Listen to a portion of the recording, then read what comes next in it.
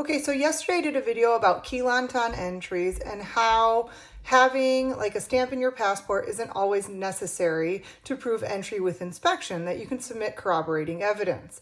And oftentimes what comes up in these conversations is a situation where somebody enters with fraudulent documents. In other words, they entered through, for example, a port of entry, but with a coyote that gave them fake visas to enter with, or fake green cards, or someone's real green card, I don't know. And then they enter and then they turn that back over, right? So they say, hey, how can I prove this? So one, you have to prove, again, with like corroborating evidence. And there's a million, I could go through a list of that, but that's not the purpose of this video.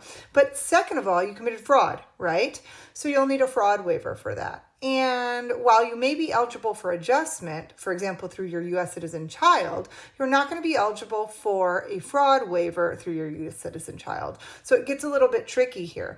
You might have, technically entered with inspection and therefore be eligible for adjustment, but then you're going to need that fraud waiver. And only U.S. citizen or permanent resident spouses or U.S. citizen or permanent resident parents are qualifying relatives for the purposes of a fraud waiver.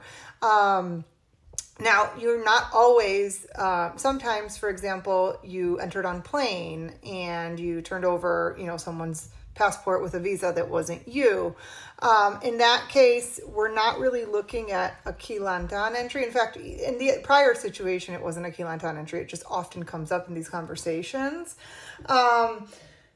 You, again, are eligible for adjustment, but you will need a fraud waiver. And so even though you might be eligible through a citizen child, that child is not going to be a qualifying relative for a fraud waiver. But you are still eligible if you have another qualifying relative, like a parent or a spouse who is a U.S. citizen. So this situation comes up when I'm consulting with somebody who thought they had to do a I-601A process, but they entered with inspection. They just entered with somebody else's documents.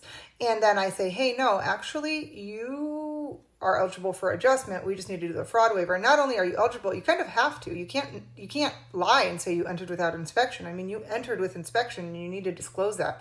Oftentimes, again, these people entered on plane. So if that is your case, be aware that you should not be doing the I-601A process because you technically entered with inspection, and you should instead be screened to see if you need a fraud waiver.